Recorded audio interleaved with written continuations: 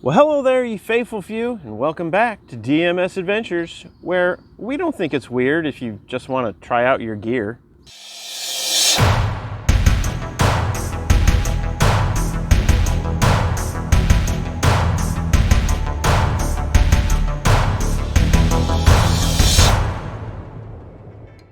So basically, I was just kind of curious about something, and I thought some of ye faithful few might be interested in this too. So we recently picked up this Kammok Kuhli Ultralight Tarp.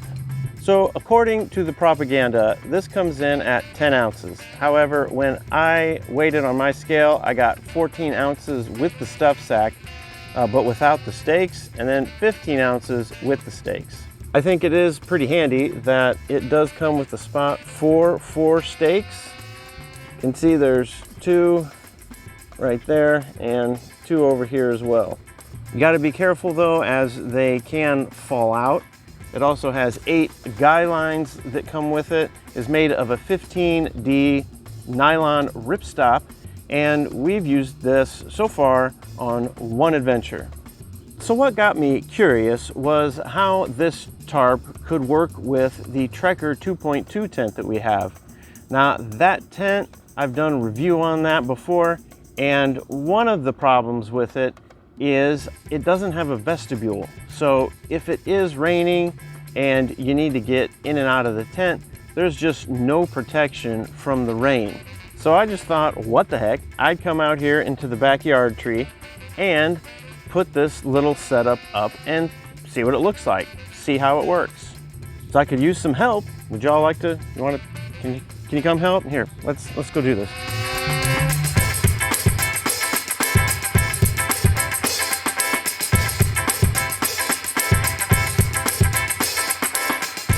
It has been a while since I've put the Trekker 2.2 up. The last time we used it on an adventure was our 5th ever backpacking endeavor, which was just me and Rugged Mountain Mister.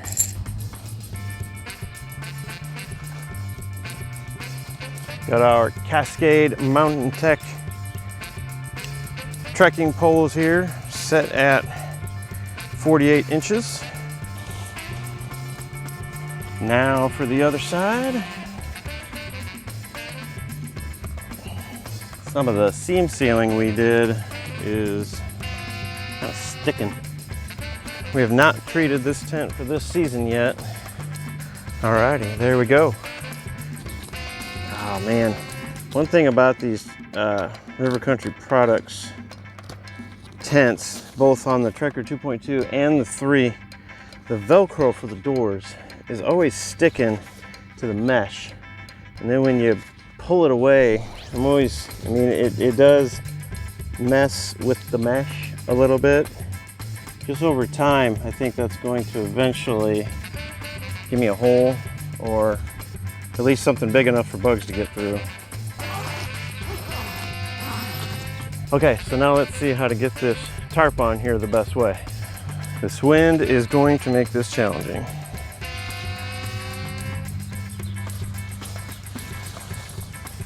One nice feature with this tarp is on the main line running through the ridge, there are these pockets here at the end where you can stuff the guy line into. So it's pretty helpful. And then at the end, you got these little clip G-shaped thingies. Now they do not have those pockets here on all the other guy out points, just the 2 at the ends of the ridge. So you end up kind of just tying these up and putting them here loose on the end. So my idea was just to put the top of the trekking pole into this hole. I'm not sure if there's enough of the trekking pole sticking out for this to work, so let's see. And normally having a super long line at the end of your tarp is a good thing, but I'm gonna have to figure out what to do with this excess. I just tie it around the trekking pole and then maybe do a slip knot. Okay, got that slip knot to work. Man, it's very precariously in that trekking pole. So here's my ridge, and my plan here was just to stick it on its own trekking pole out here on the end. I mean, I am a complete noob to tarps, but it seems like if you're in a hurry, tarp may not be the way to go. So I got this River Country Products trekking pole put up. I know I'm out of frame now, my apologies.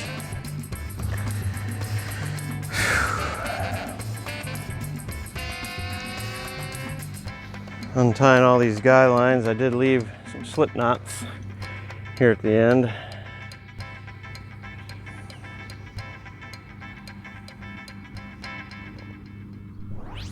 Here's what it looks like I'm racing against.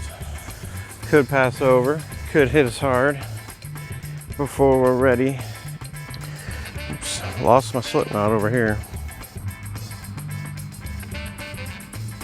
And just based on the way that sky and the wind kicking up looks, I think I'm gonna want everything tied out.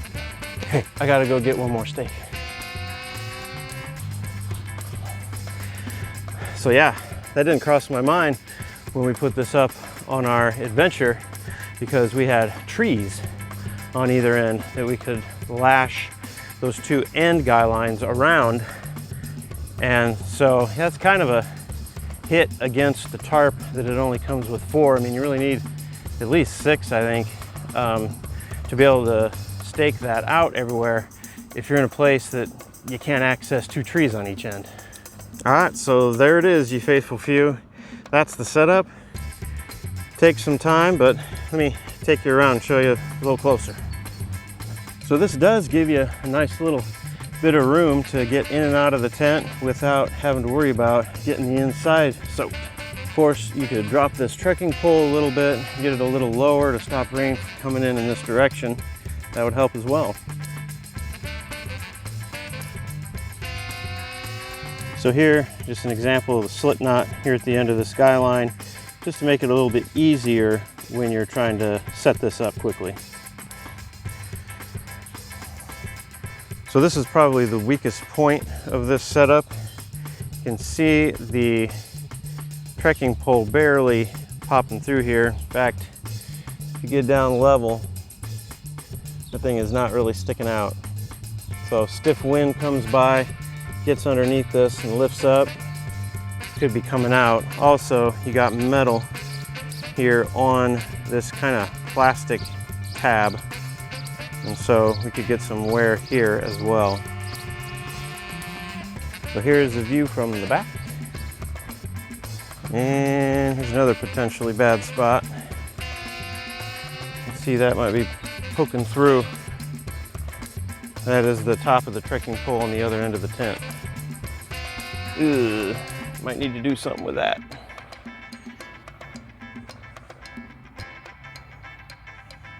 So here's what I'll do with this potential poke through problem up here. Got the tip of the trekking pole.